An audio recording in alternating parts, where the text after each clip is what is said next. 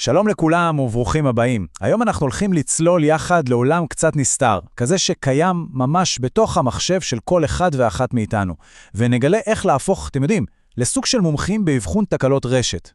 אז מכירים את הרגע הזה? הרגע המתסכל הזה, שהסרטון בדיוק נתקע באמצע, או שהדף אינטרנט פשוט לא עולה? כולנו היינו שם. אבל מה, אם היינו יכולים להבין מה באמת קורה שם מאחורי הקלעים? אז תראו, זה אולי נראה קצת מיושן, אני יודע, החלון השחור הזה, אבל שורת הפקודה, או כמו שקוראים לה CMD, היא למעשה אחד הכלים הכי חזקים שיש לנו במחשב, כדי להבין וכן, גם לנהל את כל חיבורי הרשת שלנו. זה ממש נשק סודי. אוקיי, אז מה התוכנית שלנו? קודם כל נכיר את הכלי הסודי הזה, אחר כך נלמד איך בודקים את החיבור, משם נמשיך ונחשוף את הזהות של הרשת שלנו, ובסוף נקנח בכמה טריקים לאבחון קצת יותר מתקדם. יאללה, בואו נתחיל.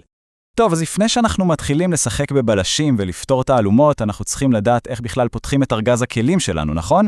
זה הצעד הראשון, והאמת, הוא ממש פשוט.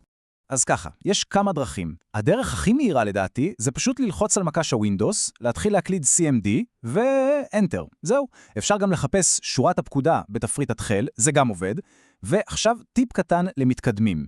אם רוצים גישה לכל היכולות, אבל כל היכולות, כדאי ללחוץ קליק ימני על האייקון ולבחור הפעל כמנהל.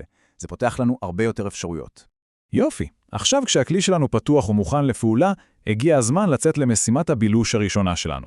אנחנו נתחיל מהשאלה הכי בסיסית שיש. האם בכלל יש חיבור לאינטרנט? ואם כן, איך הוא מתפקד? אוקיי, הפקודה הראשונה והכי חשובה בארגז הכלים שלנו היא פינג. עכשיו תחשבו על זה רגע. זה ממש כמו לצעוק היי בתוך אולם גדול ולחכות לשמוע את ההד חוזר. אנחנו בעצם שולחים עוד קטנצ'יק לכתובת כלשהי, נניח google.com, ובודקים שני דברים. א', אם הוא בכלל חוזר, וב', כמה זמן לוקח לו לחזור. זה המבחן הכי בסיסי לבריאות של החיבור שלנו. וככה זה נראה במציאות, מקלידים את הפקודה ובום מקבלים תשובה. הדבר שהכי מעניין אותנו פה זה ה-retime, זמן התגובה, שנמדד באלפיות השנייה. כמובן, כמה שהמספר הזה יותר נמוך, ככה יותר טוב, זה אומר חיבור מהיר, אבל שימו לב גם לחלק של ה-lost או אובדן. אם המספר שם הוא לא 0, זה סימן אזהרה. זה אומר שיש בעיה בדרך. אוקיי, אז פינג אמר לנו, אם יש קשר, מעולה, אבל מה קורה אם הקשר הזה פשוט איטי? פה נכנס לתמונה הבלש האמיתי שלנו, פקודת טרייסרט. מה שהיא עושה זה פשוט מדהים. היא מראה לנו את כל התחנות בדרך שהמידע שלנו עובר כדי להגיע ליעד. זה ממש כמו לעקוב אחרי חבילה בדואר ולראות באיזה סניף היא מתעכבת.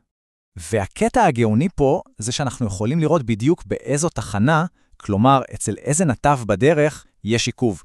אם פתאום רואים שאחת הקפיצות לוקחת המון זמן, הרבה יותר מאחרות, בום, כנראה שמצאנו את מקור הבעיה. את צוואר הבקבוק של החיבור שלנו. יפה.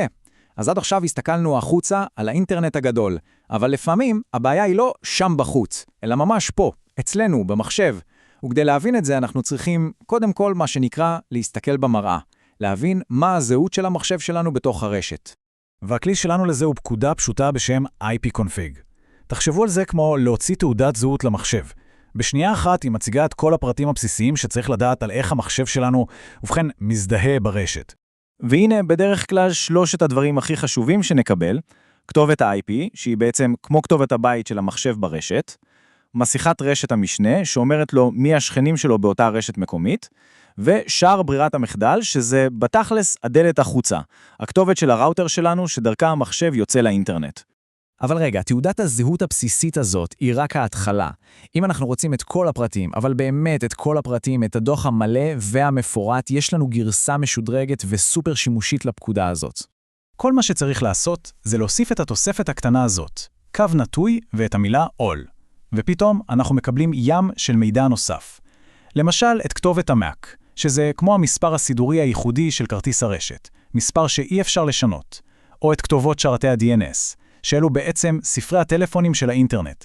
הם אלה שמתרגמים לנו שמות של אתרים כמו גוגל לכתובות IP. מעולה. אז עכשיו אנחנו יודעים איך לבדוק את החיבור החוצה וגם את הזהות הפנימית שלנו. הגיע הזמן להרחיב את המבט ולהתמקד קצת פחות באינטרנט הגדול, ובמקום זה לראות מה קורה ממש כאן, סביבנו, ברשת המקומית שלנו. הפקודה הבאה, ARP עם מקף A, היא כמו לעשות מסדר נוכחות. מה שהיא עושה זה להציג רשימה של כל המכשירים האחרים שהמחשב שלנו דיבר איתם או ראה אותם לאחרונה ברשת המקומית.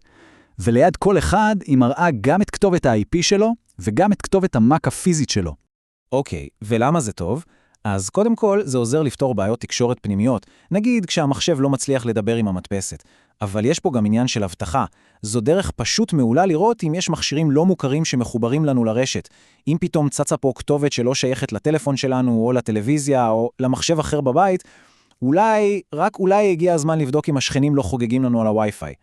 ועכשיו, טיפ למקצוענים, משהו שבאמת לוקח את כל העניין הזה לשלב הבא. ידעתם שאפשר לקחת את כל התוצאה של פקודה אחת ולהעביר אותה ישירות לפקודה אחרת כדי שתסנן לנו את המידע? זה נקרא פייפינג. תראו למשל את הדוגמה הזאת. במקום לגלול דרך כל הרשימה האינסופית ש-IPconfig all נותן לנו, אפשר פשוט להוסיף את הסימן הזה, הקו האנכי הזה שנקרא פייפ, ואחריו את הפקודה find string, ולבקש ממנה להציג לנו רק את השורות שמכילות את המילה DNS. תוך שנייה, במקום עשרות שורות אנחנו מקבלים בדיוק את מה שחיפשנו, זה פשוט חוסך המון זמן. אז בואו נעשה סיכום קצר של ערכת הבילוש החדשה שלנו. יש לנו את פינג, ששואל, הלו, מישהו בבית? יש לנו את טרייסרט, שעוקב אחרי המסלול ומוצא איפה יש פקקים. יש לנו את IPconfig, שמציג את תעודת הזהות של הרשת, ואת הגרסה המשודרגת שלו עם /all לכל הפרטים הקטנים, ולבסוף את ARP-A, שעושה מסדר נוכחות ושואל מי עוד נמצא פה איתי. אז בפעם הבאה שיש בעיות רשת, לא צריך ישר להתייאש. עם הכלים האלה, החלון השחור והקצת מאיים הזה הופך פתאום לחבר הכי טוב שלנו בפתרון בעיות. כשהאינטרנט מגמגם, הידע הזה נותן את הכוח להתחיל לחקור ולשאול את השאלות הנכונות.